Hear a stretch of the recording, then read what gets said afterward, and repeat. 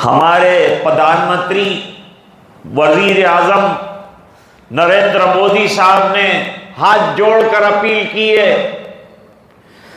140 करोड़ देशवासियों से यह अपील की है कि देशवासी 22 तारीख को घर घर में दिया जलाएं। मैं पूछना चाहता हूं कि क्या यह सियासत है या मजहब है? क्या है ये? मैं वजीर आजम से हाथ जोड़कर यह पूछना चाहता हूं, क्या आप मजहब को सियासत के साथ क्यों जोड़ रहे हैं? मेरी विनती है आपसे, अगर आपको यह हासिल है कि आप 140 करोड़ जनता को अपने स्टेज से और अपनी कुर्सी से यह पैगाम दे सकते हैं, तो मैं अपनी छोटी सी कुर्सी से क्या यह पैगाम नहीं दे सकता कि मैं 20 करोड़ मुसलमानों से अपील करता हूं कि वो दिया न जलाएं। हम दिया नहीं जलाएंगे, वो हमारा मजहब है।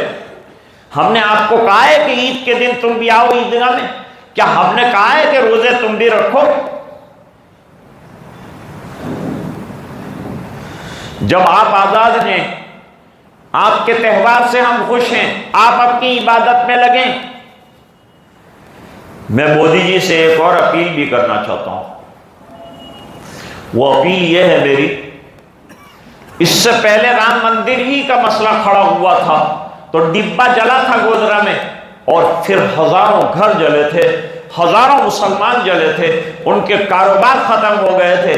मैं अर्ज करूंगा कि दिया जलाने में देश की 120 करोड़ जनता अगर दिए घर में जला रही है और राम धुन कर रही है और श्री राम के नारे लगा रही है, तो वो अपने काम में लगे रहे, लेकिन दूसरे अल्पसंख्यक लोगों को परेशान न करें, रास्ते पर ना आए, किसी को परेशान न करे। यही धर्म सिखाता है, मजहब नहीं सिखाता आपस में बैर रखना। हिंदी है, हम वतन है हिंदुस्तान हमारा, हम इसी शान के साथ रहेंगे। हिंदुस्तान में हमको रहना है। हमारे पुरखों ने कुर्बानियां दी थी तो इसलिए नहीं दी थी कि हम यहां से चले जाएंगे। हम यहां रहेंगे और पूरी शान के साथ रहेंगे और पूरी ताकत के साथ रहेंगे और हमारे हुकूक के साथ हम यहां रहेंगे, और जरूरत पड़ेगी तो हुकूक के लिए लड़ेंगे और जाने देंगे। और देश को जरूरत पड़ेगी हमारे नजरानों की और हमारे खून की, तो हम खून की नदियां बहाने के लिए पहले तैयार थे, अब भी तैयार हैं। लेकिन यह बात बड़ी वजाहत के साथ मैं अर्ज करना चाहता हूं कि आप जिस कुर्सी से यह ऐलान कर रहे हैं, वहां से यह ऐलान भी करें कि जहां लोग अयोध्या ना आए ज्यादा तादाद में, ट्रेनों के अंदर हंगामे न हो और मुसलमानों को परेशान न किया जाए और दूसरी किसी कौम को भी परेशान न किया जाए। मैं 120 करोड़ जो दिया जलाने वाले हिंदू हैं उनसे दरखास्त करता हूं कि वो अपनी बंदगी में, अपनी प्रार्थना में, अपना जो काम उन्हें दिया गया है उसके अंदर लगे रहें, किसी का दिल न दुखाएं, किसी का घर न जलाएं और किसी को परेशान न करें। और मैं मुसलमानों से कहूंगा कि एहतियात से काम लें। आप एहतियात से रहें, आपको एहतियात के साथ जिंदगी गुजारनी।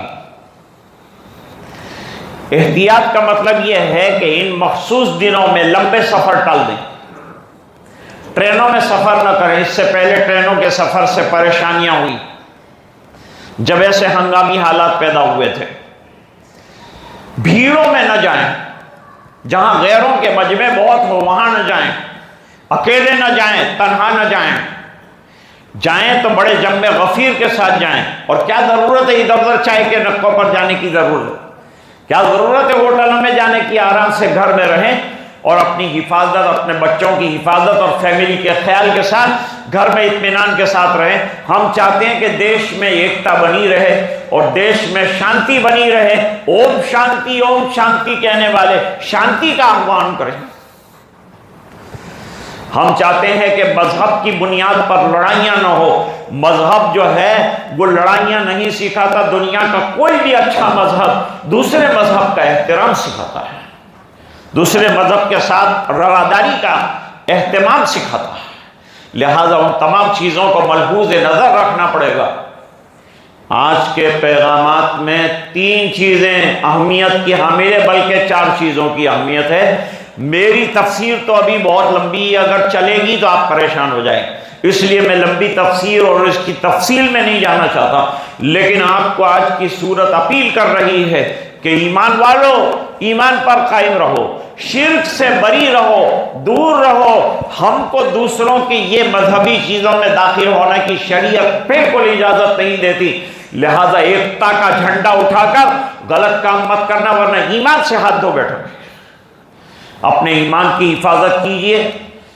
हिंदुस्तान में हमें मुसलमान बनकर रहना है, दूसरों के साथ रहना है, रवादारी रखनी है, अखलाक रखने, अच्छे मामलात रखने, भाईचारा रखना है, सब करेंगे हम। लेकिन इनकी बंदगियां हम नहीं करेंगे, इनकी मंदिर की घंटियां हम नहीं बजाएंगे। और हम नहीं कहते कि आप मस्जिद में आओ, हाँ अगर ईमान कबूल करके आप आना चाहते हैं तो you are welcome all the time, आप हर वक्त आइए, हम आपको खिलाएंगे पिलाएंगे और आपका इस्तेकबाल करेंगे। लेकिन हम आपके मजहब में इंटरफियर नहीं करते, आपको भी हमारे मामले में इंटरफियर करने की शरअन हमको इजाजत नहीं है, तो हम नहीं करेंगे। आज का पहला पैगाम 22 से लेकर अगले 3-4 दिनों तक ऐसे व्हाट्सएप जिससे हंगामा बरपा हो, देश में झगड़े की कोई शक्ल पैदा हो, उससे बचें। ऐसे कोई मैसेजेस न लें जिससे बाहमी इख्तिलाफ की शक्ल पैदा हो। नंबर 3, मजमों में और ख़ास तौर से गैरों के मजमों में न जाएं। नंबर 4, ट्रेनों से सफ़र करने से गुरेज करें। नंबर 5, हाईवे पर भी चलें तो अकेले न चलें, एहतियात से चलें। मैंने भी कई प्रोग्राम मेरे रद्द किए सिर्फ इसी एहतियात की वजह से। हम मोदी जी का एहतराम करते हैं, वेलकम करते हैं, उनके पैगाम को मानते हैं, उनके वज़ीर आज़म होने को मानते हैं।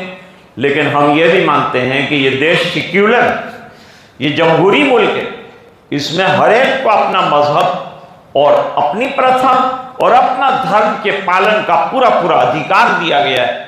उस अधिकार का इस्तेमाल का हम याचना करते हैं कि हमें भी इजाज़त मिलेगी और हम भी इसी तरह से करेंगे।